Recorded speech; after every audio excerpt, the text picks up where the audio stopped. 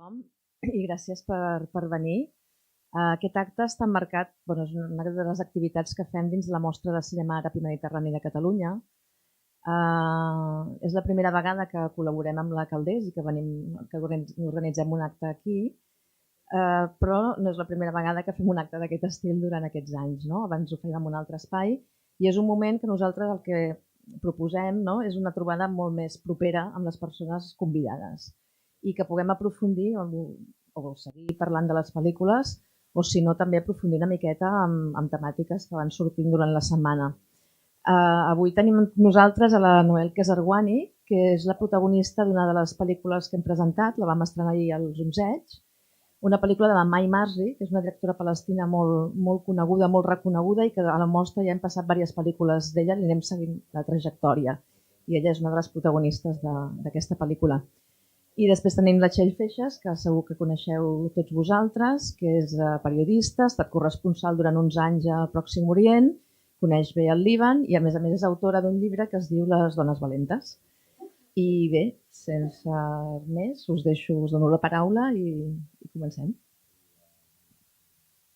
Bon dia i gràcies per ser aquí. També agrair a la mostra de cinema àrab que ens regali actes com el d'ahir, pel·lícules com la d'ahir, converses com la d'avui, perquè realment, com més parles amb noies com la Noel, te n'adones com n'estem defaltats de la seva narrativa i com sense voler, o potser hi ha gent que volent, ens apoderem de realitats que no acaben de ser nostres i no acabem d'escoltar com ho viuen la gent de la regió de que abordem. Beirut a l'ull de la tempesta, pels que no l'heu vist, és una pel·lícula en què la Mai Marzi agafa quatre noies joves que aquí els encarrega documentar el període més convuls que està vivint el Líban de la història recent, des de les revoltes del 2019, a l'octubre, el 17, quan començaven, passant per la pandèmia fins a l'explosió del 2020. Una d'elles és la Noel, que amb la seva germana Michelle, si podeu, mireu a internet, fan des de fa molts anys, ella no neix amb aquest documental, vídeos sociopolítics molt carregats de sàtira, d'humor. En parlarem, un d'ells és plantar-se al centre de Beirut, el barri més luxós, downtown, amb dos camells, ella i la seva germana, per denunciar com de cartó perdre és aquest barri i com el règim, el govern s'ha menjat els espais públics i els nega de viure en llibertat i de construir per tots i només no per uns pocs. Per tant, d'alguna manera, ella també és cantant, sobretot canten amb la seva germana i són la veu d'una generació. Jo diria, m'atreviria a dir que és no només d'una generació, són la veu de molta gent del país, perquè això no redueix a la generació de joves ni tampoc a les dones, com estem a vegades massa habituats a dir, i per tant són la crònica elles, amb les seves cançons d'un Líban que els mitjans de comunicació del país no sempre volen mostrar. La Noel ahir estava a la projecció de Beirut a l'ull de la tempesta i jo que no sóc ningú però vaig viure 5 anys a la capital libanesa veient la revolta, la pandèmia i l'explosió. A mi em va remoure moltíssim el documental. No em vull imaginar els libanesos com ella, que hi havia més gent del país. Per tant, primer agrair-te, Noel, que siguis amb nosaltres, que hagis fet tot aquest exercici, no només el documental, sinó tota la feina que fa anys que estàs fent i que segueixes fent. I dir-te en primer lloc com estàs i com ho vas viure ahir, perquè no devia ser fàcil. No deu ser fàcil cada vegada que toca reviure tantes coses en tan poc temps i tan dures. بس بدي اقول انه اول شيء هاي امبارح كنت بالبروجكشن اوكي بس اول شيء بدي اقول انه ميرسي تشيل على كل الانترودكشن بس كمان انا ما بعتبر انه نحن وقت نعمل شغلنا ما بنعتبر انه نحن صوت ولا جيلنا ولا صوت كل العالم. بعرف انه ميرسي كثير على التقدير بس اول شيء بنعمل لحتى نعبر عن حالنا فهي اول شيء بيجي. بعدين في عالم بيحسوا حالهم دايرين هذا الشيء كثير بنبسط فيه.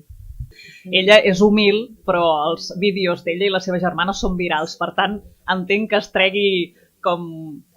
és molt nostre, això de treure's mèrits, però és veritat que si consulteu són vídeos virals i entendreu per què quan els mireu.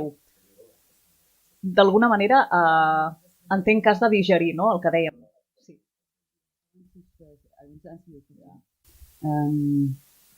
It was about how did I live. اوكي امبارح بعد السكرينينج انا بالاجماع كثير انبسطت انه كان في بالسكرينينج كثير لبنانيين منهم ميرسي انه رجعت جبت كمان. وهيدا اهم شيء كان انه شفت عالم من هون عم يحضروا لاول مره وشفت عالم لبنانيه عاشوا هيدا الشيء كانوا كثير كثار كمان. وانا بحس انه على طول مهم انه نحكي ونفتح كونفرساسيون. وبالنسبه لي انا اكثر كيف شخصيا بتصرف مع انه شوف الفيلم او ارجع اتذكر احداث لبنان، انا اكثر براتيك بهول الاشياء، مني يعني بتطلع بالاشياء وبحس انه شو فيني اعمل هلا وبروح بعمل الشيء اللي فيني اعمله. فبجرب انه ما اكون ايموشنال او قد ما بقدر بجرب قد ما بقدر شو فيني اعمل واعمله. حد هيدا الشيء انبسطت بالكونفرساسيون من بعدها لانه من الناس اللي ما بيعرفوا شيء عن لبنان كان حلو انه كنا عم نحكي. وبنفس الوقت كان في كمان العالم اللبنانيه اللي كان كثير مهم انه كمان سمعت هن كيف حاسين هلا وحكينا بهالعفويه. فهيك حسيت امبارح انبسطت انه شفت الدوكيومنتير مع كل الناس.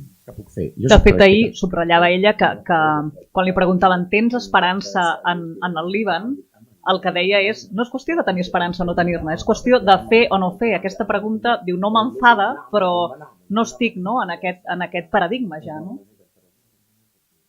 صح مزبوط. أنا بحس إنه هيدا شيء حقيقي. على طول بذكر حالي إنه ما بيهم إذا في أمل أو إذا ما في أمل، بهم هو إنه نشوف شو فينا نعمل ونعمله. لأن بالنسبة لي رح أعمل نفس الشيء إذا في أمل أو ما في أمل.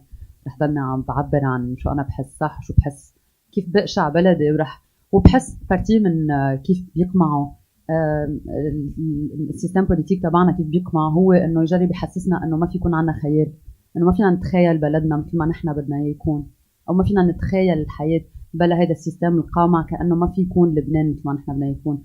فأنا بحس رح نضل نتخيل مثل ما نحن بدنا نتخيل، رح نضل نحكي مثل ما نحن بدنا نحكي لو في أمل أو لا. De fet, en aquesta forma de fer i no d'esperar, com defensa la Noel, veiem en el documental que les 4 noies que hi participen tenen una forma diferent de posicionar-se a l'hora d'implicar-se tant en el que diríem activisme o en el documental mateix, no? Algunes és justament des de l'activisme, altres només per la necessitat d'expressar-se, perquè si no exploten, com molts libanesos, perquè no tenen vies. Altres ho fan amb la intenció de documentar, perquè si no fan elles aquesta feina de documentació de tot el que està passant tan gros aquests últims anys, dècades al país, ningú farà. Et volia preguntar, Noel, des de quina posició tu comences aquest camí, no? أنا بحس إنه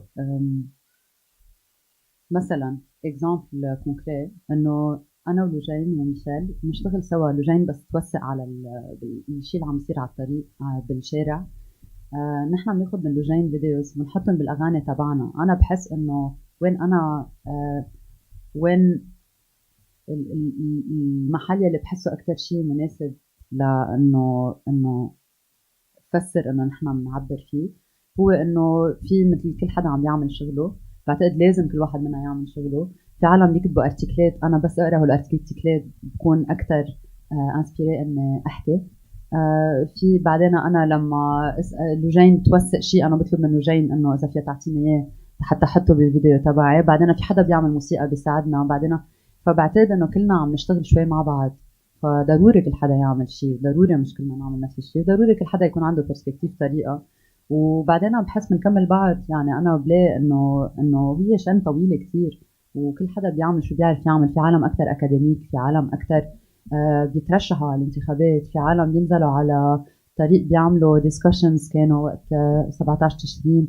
يعني كل حدا بيعمل شو بيقدر يعمل وكلنا سوا بنعمل شن عالم عم يقدروا يشتغلوا سوا. أنا بحس إنه بس نحط اتيكيت على حدا إنه هو أكتيفيست بوليتيك، ساعتها أنا فيني ما أعمل شيء.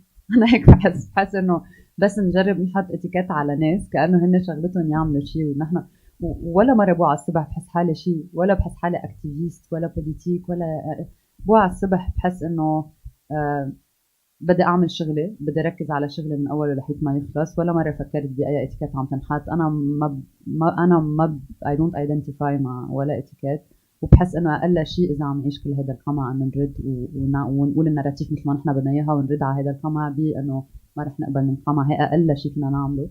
فبعتبر انه بس انا عم بعيش بقلب واقع وعم بتصرف مع هيدا الواقع مثل ما انا مقتنعه.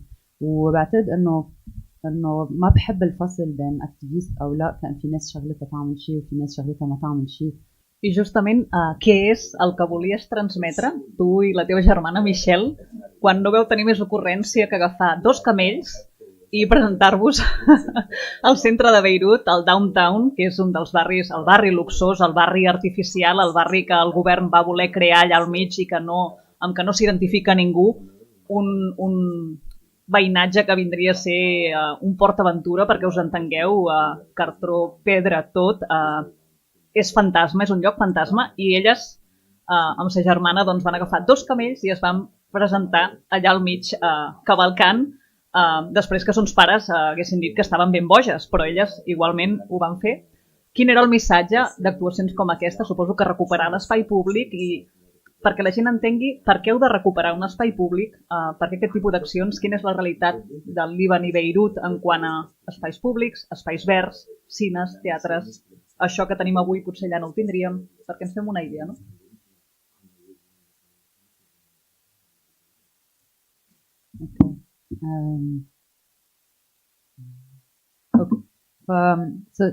من 10 سنين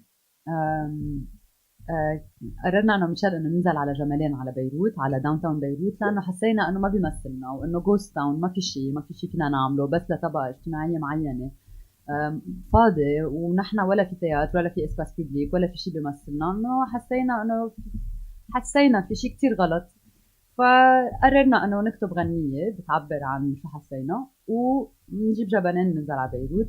مزبوط بيي قال لي إنه نحن مجانين، بس مزبوط إنه وقت سألناه إنه كنا عم نسأله بدنا نجيب جملين وننزل على بيروت، قالنا هو إنه نحن بدنا متوقعين قلنا إنه أكيد لا، بركي حبسوكم ما بعرف شو بيصير، بركي هينا. وهو بيقلنا إيه في جمال بالجنوب في جمال بالشمال، بنعمل ويك اند ورود تريب على الجنوب، بيرجع ويك اند تاني رود تريب على الشمال، بنشوف جمال. سو رحنا شفنا جمال يلي بالجنوب، الشخص كان خايف لأنه ما معنا إذن للجمل. وقت طلعنا على بعلبك الشخص ما كان خايف ابدا، قالنا يا اكيد انا بنزل وخيي عنده جمل كمان، ننزل انا وخيي. قلنا تمام، انا وميشيل وهو وخيه ننزل سوا على الجمل. كان معنا اذن تصوير، ما كان معنا اذن جمل. الشيء اللي عملناه عم بحكي كثير. اوكي I just don't want to make it long because you will have to also translate. But okay, so نزلنا اخذنا انا وميشيل قبل كنا عم نروح على البلديه عم نجي تصوير، ما كان عنا إذن جمل. بس ليه؟ لأنه سألنا المحامية إنه إذا بحق لنا، كنا عملنا كتير ريسيرش، طلع إنه ما في ولا قانون بيقول إنه ممنوع تاخدوا بات على الداون تاون، ما في ولا قانون بيحكي عن الجمل. فحسينا إنه حقق ما في شيء بيقول إنه ممنوع، فنزلنا معنا إذن تصوير بس. بتذكر إنه وقتها كنا عم ننزل أنا وميشيل على شي جمعتين على البلدية ناخد خرايط بيروت ونعزم رفقاتنا شي 40 شخص على البيت، نحط الخريطة، نعمل بلان. انت بتفوت من هون تعمل حالك عم تعمل جوجينج، انت بتقرا على هيدا البركة. هو بالداون تاون ما حدا لا بيقرا ولا بيركض ولا شيء، بفاضية. بقى هيدا النهار كان كتير غريب، لأنه البلدية كانوا تعودوا على شكلنا. هول البنتين اللي بيجوا بيجيبوا خرايط مفكريننا شاطرين كتير، انه انه عم بيدرسوا المدينة. وإذ نجوا نحن مع الجملين ورفقاتنا كان غريب شوي الفايب، لأن كان في عالم عم تركض. في رفقاتنا عملوا جروب توريزم مكتوب حطوا اتيكيت فيك توريزم، وكانوا عم بيتمشوا عم يعملوا حالهم توريستا بس نقطع يصورونا بالكاميرا تبع التليفون، لأنه عارفين نحن رح ننشحط. فقلنا إنه بس نقدر ناخد الفوتج. صفتنا أكيد إنه مثل ما توقعنا إنه انشحطنا، بس بهالوقت قدرنا نصور الفيديو. كان معنا مين كاميرا بس شحطونا نحن وياها والجمال، وكانوا صورونا شوي رفقاتنا. فتنا لجوا، وكان بتذكر هيدا النهار انه البوليس كانت ما عم يفهموا. يعني اول واحد كنا نحن فايتين على داون تاون، وبذكر كثير منيح انه قال له ايه سيدنا ايه لا بنتين على الجمل، لك لا عن جد بنتين على جملين حقيقي. ما كانوا عم يفهموا. نحن نقول لهم، يقولوا لميشيل بس هتقول له بس هون بدي شوف بمون بلان بدي فرجيها لاختي في ستيلو بمون بلان شفته ولا بس على الفيترين وبرجع وانا اقول للبوليس شو عم تعملي انه رح تفوتي بالجامعه يقولوا لا رحتي للفالي باركينج وهو مش فاهمين ما فهموا شو البنتين يلي هالقد بريئين بس شو عم بيعملوا كنا صورنا وظهرنا هيك عملنا جمل واكيد هو تنقول انه ما بيمثلنا الداون تاون تبع بيروت مثل كتير محلات ومثل قلة الاسباس بيبليك وقلة الاهتمام بانه نحن نلتقى وانه يكون لنا محل بمدينتنا انه انا بحس بمحل هالمدينه لإلنا اقل شيء نقول انه اذا ما بتشبهنا نقول انه ما بتشبهنا بفضل تكون مختلفه واكيد انه بحس بلبنان مش بالغلط ما في اسباس بيبليك بحس انه البلد مبني على انه نخاف من بعض وما نلتقى ببعض وما نشوف بعض الاسباس بيبليك هو اخر شيء بدهم اياه انه اخر شيء هن لازم كل واحد يضل قاعد بالبيل تبعه وخايف من الثاني كانه حناكل بعض ف ايه الاسباس بيبليك انا بحس انه هو من اهم اشياء بلبنان للاسف ما موجود. I'm gonna stop because it's too long. Mentre ella acaba d'escriure... Because it's a funny story. Then we will have the questions that are more serious. Us he de dir, i ell empatitza tant perquè és libanès, és un dels millors traductors que tenim al país, però és libanès i entén perfectament tot el que està expressant i la segueix a la Noel. Per això aquesta complicitat també. And who is Lebanese here? Who speaks Arabic? Okay. I felt because you're smiling or you're too nice. You don't want me to feel weird, so you're smiling. De fet, això que vam fer fa 10 anys i que ens fa riure, d'alguna manera, elles van ser una mica precursores d'aquestes revoltes que arribarien doncs, 7 anys després. El 2019 van ser una gota més d'aquest mar que va sortir al carrer, no? I d'alguna manera en parlarem. El documental d'ahir tenia 3 eixos, la revolta, la pandèmia i l'explosió. I tota l'expressió que es va aconseguir en la revolta la va matar i la va silenciar la pandèmia i l'explosió posterior. Però anem eix per eix perquè a la revolta, elles deien al documental, és una revolució contra la humiliació. I jo crec que a vegades ens falta informació per saber de quina manera s'humilia el libanès i qui l'humilia, no? Perquè ho parlàvem abans, el Líban és un país que té 18 confessions religioses, la gent d'allà diu que té 18 petits dictadors, no un, 18, i que ser cristià, maronita, musulmà sunnita o xiita comporta un seguit de privilegis en un sistema corrupte i clientelar, no? I m'agradaria que la Noel, per anar una mica a la base de tot, quan es parla de que ens estan humiliant, què vol dir això, no? Per què la gent va sortir al carrer a dir prou? Què pateixen cada dia a l'hospital, a l'escola, a un pàrquing? En què es tradueix aquesta humiliació que va fer que el 2019, per primer cop, tothom junt sortís al carrer? أول شيء بحب أقول إنه مش ما بعتقد نحن كتاليزار لشيء بعرف إنه يمكن هي قالت كتاليزار بلا ما يكون قصدها أو يمكن ترجمة ما بتكون ما فينا نقول نفس الشيء بس إنه ما بعتقد نحن كتاليزار بعتقد إنه واحد لازم يعرف حجمه كمان بكل شيء إنه حجم الشيء اللي عم يصير بلبنان صار له 30 سنة وحتى قبل وقت الحرب ونحن مثل كل العالم الأدنى كل حدا بيعمل شو بيقدر كمان بس هيدا بس بدي اقول هذا شيء كتير سريع بس مع انه بلا ما يكون ثقيل او ما قصدي بالعكس قصدي انه اوكي اتس فيري كومبلكس كتير صعب افسر وضع لبنان اللي هالقد كومبلكس كتير صعب بس رح اجرب افسر بابسط طريقه اذا بدك تعال عم جمله مهمه اوكي بس من بعد حرب الاهليه بلبنان اللي خلصت ب 1990 انا مثلا خلقت 1990 ففي جيل بكامله ربع على انه نحن في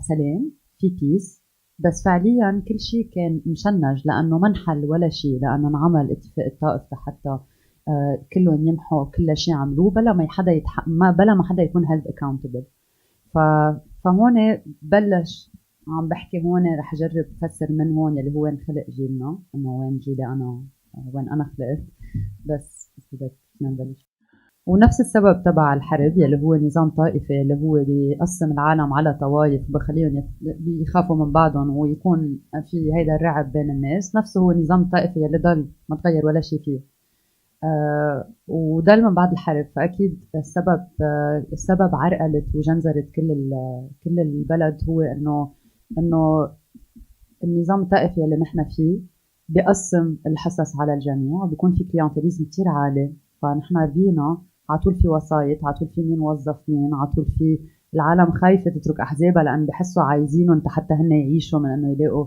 وظيفة أو إنه يفوتوا ولادهم على الجامعة، أو إنه بخافوا من بعض بس من وراء تروما إنه حرب 15 سنة. فأوريدي في تروما الخوف تبع أنا لحالي ما بقدر أحمي حالي. فكان بعد في كل هيدا الشيء اللي بعد الحرب يلي هو إنه بين تروما وبين نفس النظام يلي بعده عم يعمل نفس طريقة السيطرة يلي هي إنه نخاف من بعض، وإنه كل واحد يكون حاسس حاله ما في يعيش بلا حزبه. والأحزاب بيتحاسسوا كل شيء وبيرجعوا بيعطوا الناس، بيرجعوا يتفاعلوا مع انتخابات، بيلاقوا لهم وظيفة. ففي هيدا العرقلة تبع السيستم بوليتيك منه ماشي، والبلد منه ماشي. نحن حاسين كأن نحن خدمة إنه حدا يلاقي لنا وظيفة، وايل هو لازم هن يعملوا شغلتهم ونحن يكون في وظائف أنا فيني أقدم عليها عادي بلا معوزهم. De fet, per poder accedir a un hospital o a una escola dependrà molt de la confessió religiosa que tinguis, no?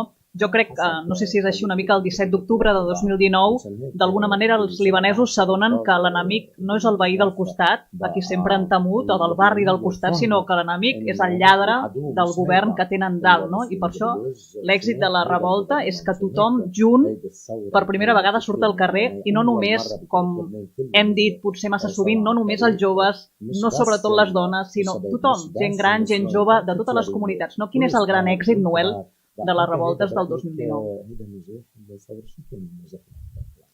اوكي، بس تنخلص شابتر قبل هو انه بعد 30 سنه من هيدي نفس الكوريبسيون، نفس التشنج، نفس السيستم يلي منه ماشي، البوليتيك اللي ما بيخلي ولا شيء يمشي اصلا، والعالم يلي بيكرهوا بعض على التلفزيون، السياسيين يلي بخوفوا الناس من بعض، بيرجعوا وقت الانتخابات هن بيتحالفوا مع بعض تيربحوا بمناطق. ففي تناقض كتير عالي. فقطع بعد هو 30 سنة يلي مليانين سرقة وما في ولا أي خطة اقتصادية وما حدا بيتحاسب. وصلنا على 2019 وين صار في أكبر كريزة شهدها البلد بالتاريخ الكونتمبوران تبعه، وين خسرت الليرة 90% لهلا، ما بعرف اكثر من 90% صار هلا، بس انه بعدها عم تخسر من قيمتها. وين صرنا بنروح على السوبر ماركت، شيء اللي كان حقه رح اقول اكزامبل بالاورو حتى ينفهم اكثر، بس شيء اللي حقه 1 اورو نفسه حقه 70 اورو او 90 اورو. والعالم بعدها عم تقبض على الريت اللي قبل. يعني صار كريزة ما بتنحمل. وكان حتى قبل هيدي الكريزة كان بلش ينهار البلد، وكل البنوك بلشوا ما يعطونا المصاري تبعنا. وين صرنا هلا بمحل ما حدا في دق بالمصاري تبعه بالبنك. وين كان عم يصير حرايق بالبلد بس ما في هليكوبترات تطفي. وين ما بقى في ادويه مقطوعه، في برودوي اساسيه للاكل مقطوعين، لان ما عندنا ولا اندستري اصلا، ولا اندستري فعاله عن جد. فنستورد 90% ما بعرف قد ايه من البرودوي اللي بنستعملهم لحتى بس نعيش. فاول ما نزلت الليره بالنسبه للدولار بطل فينا نستورد قد ما لازم، فما بقى في ولا ادويه ولا برودوي بالسوبر ماركت. عم بقول هيدا شيء يمكن للبنانيه واضح، بس كمان هون بعتقد يمكن هون انه مشكله الناس بالجو على قد ليه وكيف صارت الكريزه بلبنان. ترجع احكي عن شو عم تقول تشيف. اوكي، سو لشو قلت لي هلا عن انه شو الشيء اللي حققته لانه ما في نتيجه. انا بعتقد ما خلص لهلا. يعني ما بعتقد بلبنان كل شيء صار ب 2015. المظاهرات يلي صاروا لكريست زباله، من بعدهم 2016 اول انتخابات بلديه كان فيها عالم انديبندون، كان اول مره بيروت مدينتي. من هون وصلنا على 2018 وين صار في انتخابات نيابيه لاول مره لجيلنا بعد 9 سنين unconstitutional عم بيأجلوا الانتخابات. اول مره جيلنا بيقول انه انا كمان بدي انتخب، بس اول مره بيكون عندنا شخص انديبندون بالبرلمان اللبناني. بعد 2019 صارت 17 تشرين. فكل هول هن نقط ولا وحده منهم خلصت، كل وحده ودت للثاني. فبعتقد 2019 كمان عم بتودي لنحن هلا وين رح تودي للشيء اللي جاي بعدين. فما بعتقد خلص تقول شو النتيجه. بس بحس أكتر شيء كان مهم يمكن للبنانية نحن واضح، بس عم نحكي كمان مع يمكن ناس، مشكلة الناس بالجو على القد. هو انه اول مره ما بيكون المظاهرات سنتراليزيه بقلب بيروت. كان اول مره بنشوف كل البلد عم بيعبر عن حاله وكل ومدن ومحلات كانوا وور انيميز من ايام الحرب، كانوا عم بيحكوا مع بعض، نبطيه وطرابلس. وشفنا بمحلات تظاهرات كان القمع هونيك كتير عالي، عالم تتهدد بانه تنقتل اذا فتحت تمها. فشفنا انه اول مره بمناطق معينه بنشوف اصلا عالم عم تحكي وعالم على الطريق. ثانيا اول مره بنشوف كل البلد عم بيحكي مش بس ببيروت. ثالثا انه اكيد كان وضع الحياه ما بينحمل حتى للعالم يلي معها مصاري، اصلا ما فيها تدق مصريتها بالبنك، ما بيطلع لها ادويه، ما فيها تروح على المستشفى لو حتى معها المصاري تروح. والعالم يلي ما معها مصاري منا قادره تاكل. سو كان اول مره من كل الطبقات الاجتماعيه كل العالم عم بيقولوا انه احنا ما بقى قادرين نعيش. فهي اول مره بنشوف هالقد عالم مختلفه، واول مره بنشوف ناس بلا ولا اي علم حزبي موجودين كلهم على الطريق. هي اول مره بلبنان بنشوف انه ما حدا نازل باسم حزبه، مع انه اكيد بمحلات في احزاب فاتت وكل حدا جرب يهاي تراك المظاهرات. بس مظاهرات اول ما بلشت كان كل الوقت ما في ولا اي علم حزبي. ففي هيدول الاشياء اللي بيغيروا 2019 عن قبل. وانه كان في مسبات على الطريق لعالم كان ممنوع ينحكى عنهم. اذا بتحكي عنهم يعني انت خلص يا بتنقتل يا بيتكسر بيتك او بتكلها قتله. سو وقع كثير تابويات. سو صار كل البوليتيشنز اللي ما كان فينا نحكي عنهم كلهم كانوا عم ينقالوا اساميهم على بالطرقات. فكانه في حاجز خوف كثير كبير انكسر، ونقال انه ما بقى بدنا تو نورماليز الوضع يلي نحن ما بدنا نتقبله، يلي نحن ما بقى قادرين نعيشه. ايه واجا بانديمي واجا الانفجار وين، وهذا رح نرجع نحكي عنه لانه هي شابتر ثاني. بس اكيد اجوا وقفوا بمحل. بس انا ما بعتبر انه العالم كان المفروض يضلهم بالطريق 7 سنين. انه هي النزله على الطريق بمحل هي تا واحد يقول انه مش ماشي الحال ومنه منيح، تنشوف لوين هذا الشيء فيه يوصل من بعد ما نكون عبرنا انه نحن ما بدنا نتقبل هذا الواقع. بس كان يمكن كمان طبيعه الحال العالم ما رح تضل على الطريق سنتين. فانه انا بعتبر انه 17 تشرين غيرت الحديث كليا، بغض النظر عن انه الوضع بده كتير وقت اكثر حتى نحلل اصلا 17 تشرين، حتى نحلل لوين بدنا نروح وكيف رح نروح. سو كلنا بعدنا بهيدا الشيء اللي بعد ما خلص.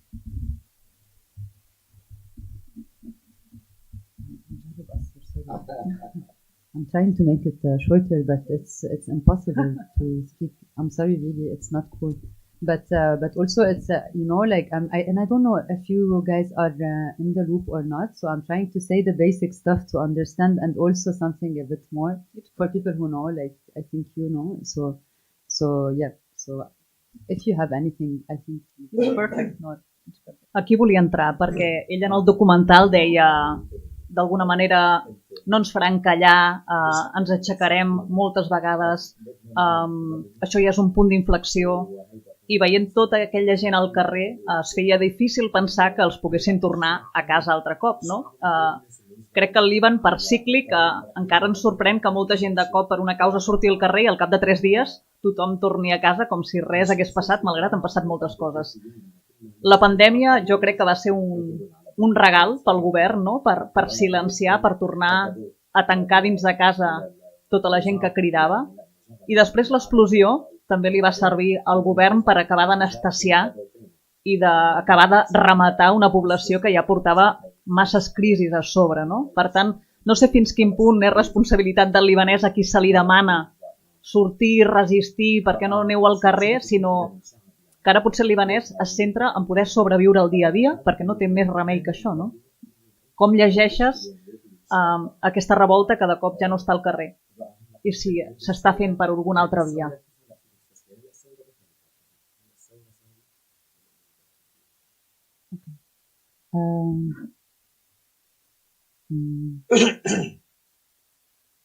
اوكي.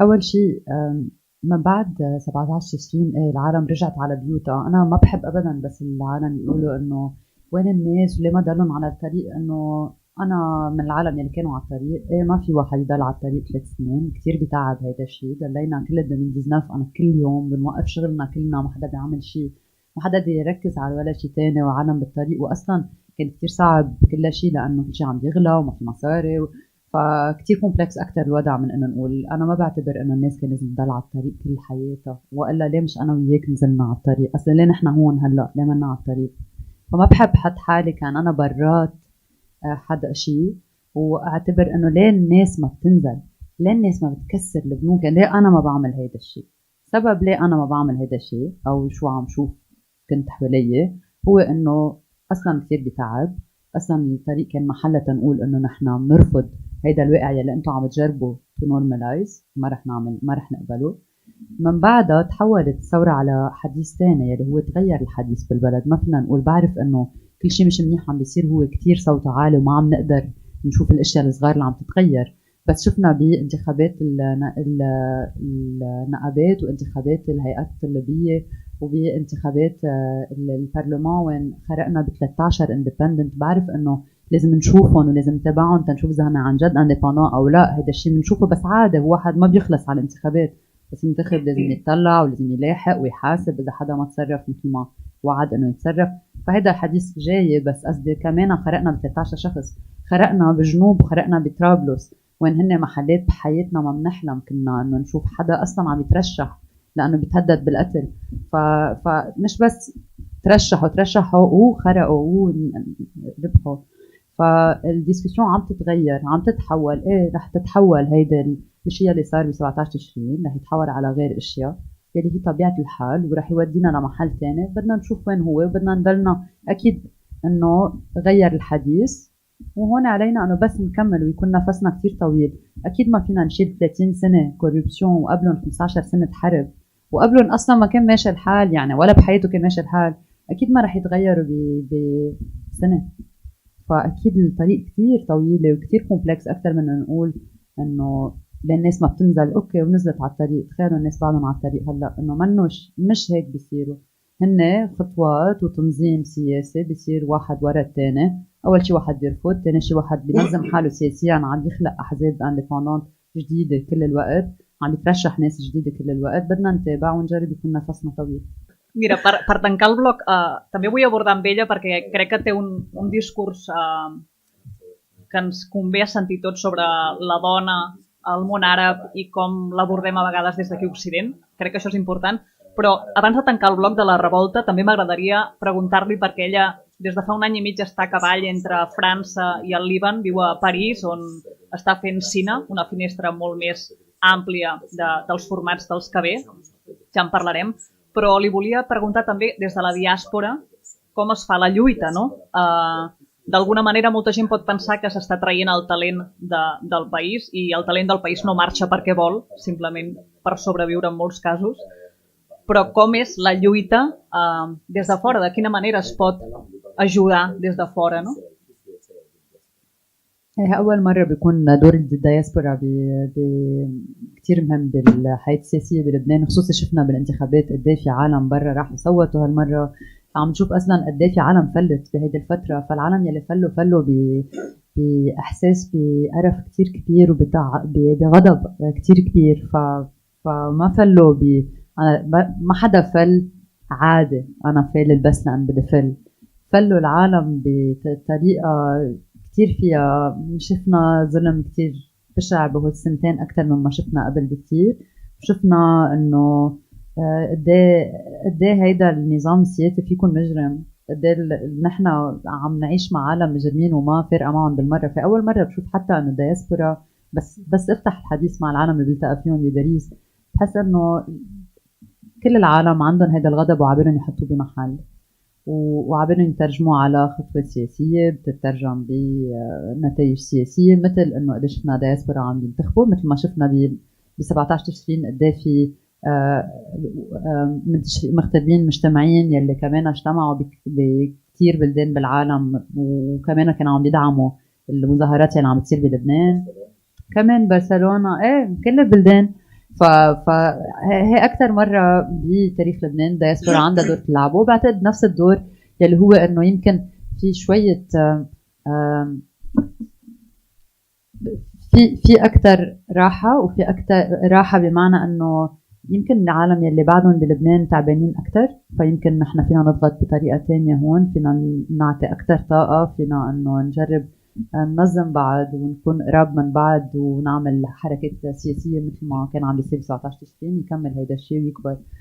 ايش بعتقد انه برا دور الدايسبورا كثير مهم، وبعتقد اوريدي عم بينلعب، يعني عم بينعمل، عم نشوف انه الدايسبورا عم تعمل دورة. أول مرة بنشوف هالقد التجسيد تبعها، قد الكوربسيون فيها تكون مجرمة، قد قلة الكفاءة مثل الكوربسيون، مثل الكذب، مثل السرقة، مثل يلي بلا قصدهم وما خلوهم يشتغلوا، مثل كل شيء مثل بعض، وكل حدا منه افيكاس بالموقع يلي هو فيه، قد فيها توصل على جرائم، وقد في موت عالم من وراء هالشيء. وشفناه كيف انه تلميذة وقع السقف على راسها من جمعتين بمدرسة رسمية لأنه ما رمموا المدرسة، مع أنه إجا خبراء وقالوا لهم من قبل أنه المدرسة معقول تهبط بحياة للحظة. شفنا العالم يلي عم تروح بالأواخر عم تموت بالماء، شفنا بانفجار 4 آب كيف كنا كلنا قاعدين ببيوتنا والموت بيجي على البيت حتى لو الحدا ما ظهر ما عمل شيء.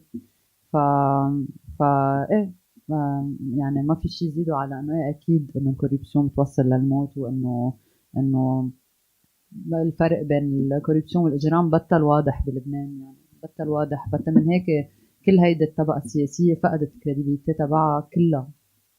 يعني بالنسبه لي هن اشخاص غير كفؤين، ومش ممكن انه يكونوا عالم بيمثلوني بولا اي طريقه، والدiscussion تغيرت من بعد الجرائم اللي عم نشوفها.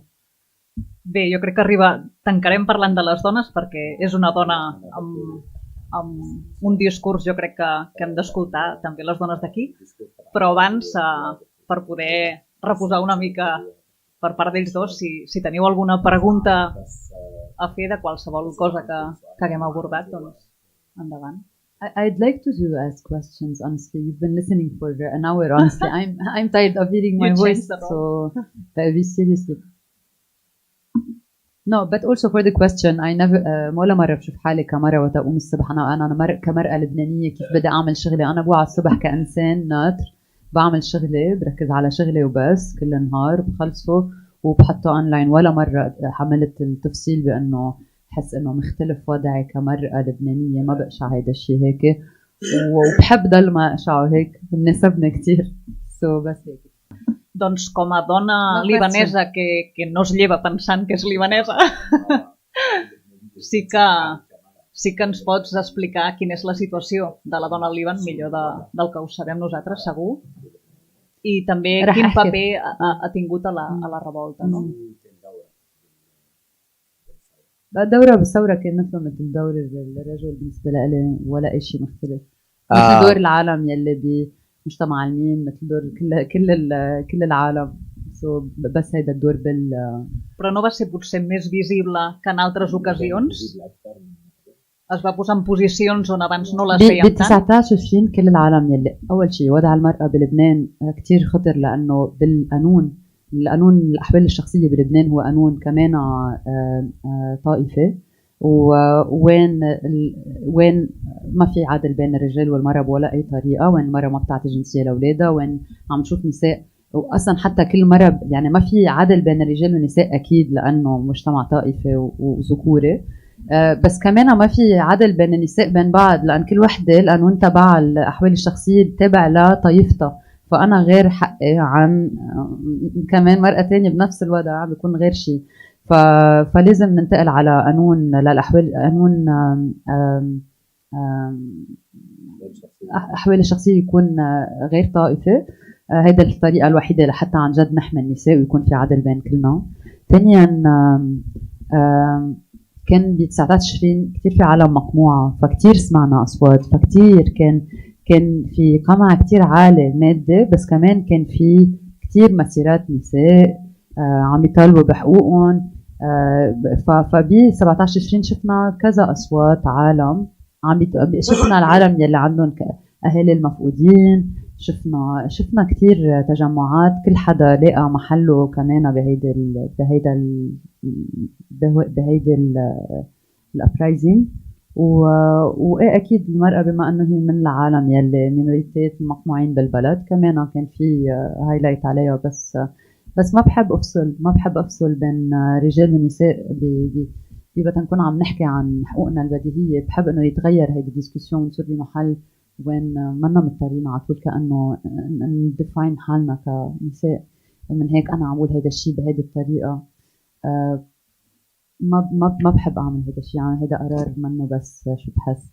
وغير هيك أكيد قانونيا قانون الأحوال الشخصية كتير ظالم بحق المرأة بلبنان، وعم نشوف نساء عم ينقتلوا وأزواجهم ما حتى بيتحاسبوا، وعم نشوف يعني الريبركسيون تبع هول القوانين اللي منا عادلة كتير خطرة. وكمان مثل كل شيء بلبنان بيودي لعالم عم تموت عم نشوفهم وما حدا عم يتحاسب، عم نشوف نفس الشيء.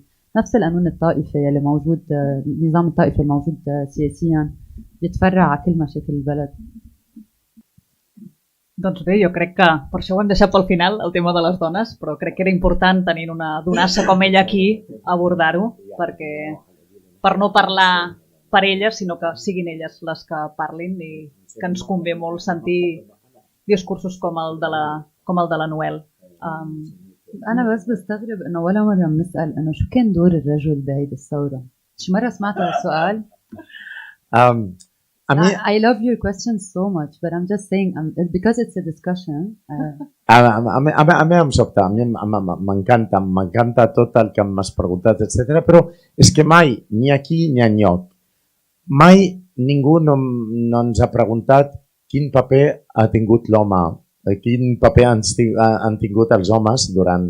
Però jo crec que encara fa falta, malgrat sigui preguntes que ens fan mandra, crec que la dona en general i també molt a la regió del món àrab encara malauradament fa falta que posem el focus allà i que preguntem com s'està allà i com es pot ajudar des d'aquí, malgrat ens faci ràbia. A mi també. I love, it's important, of course, and we have to write, we have to speak, and whatever you ask is not alien. I have to, I love to really see what you're trying to know, but I always feel like the society is way more advanced than the discussion. I mean, we're not there, and I really don't feel like, as a woman, I'm gonna go, I don't feel this. I feel like I'm just going to do my job. So I feel like I would love for the discussion to change, and this is something like not for our discussion today, but I would love for us to just live. When May did the documentary that we saw yesterday, May didn't see herself as a woman who's filming. May is someone who's incredible, and why would we compare each other to each other? Why, you know? And I always ask myself, I always reverse the question. I put men in front of women. If it makes me laugh, then it's wrong. It's wrong. If you're asking, if I feel like, what's the role of men in this uprising? It makes me laugh because nobody asks it. So I feel that it's weird that we some questions are for women, you know. Malauradament no tots tenen els drets que tenim ella i jo, i hi ha dones a la regió que sí que segurament es lleven pitjor aquell dia perquè són dones. This is why I make films also about the rights of women, but legally. I really speak about this issue legally, because legally it's very unfair, and of course, like every legal thing, like every legal unjust law in the country, but not socially. I feel that maybe if we try to change the discussion, it could also help us go further. You see, like and easier. I don't know. What do you think? I don't know. Txell, vols dir alguna coseta per acomiadar l'acte? Perfecte.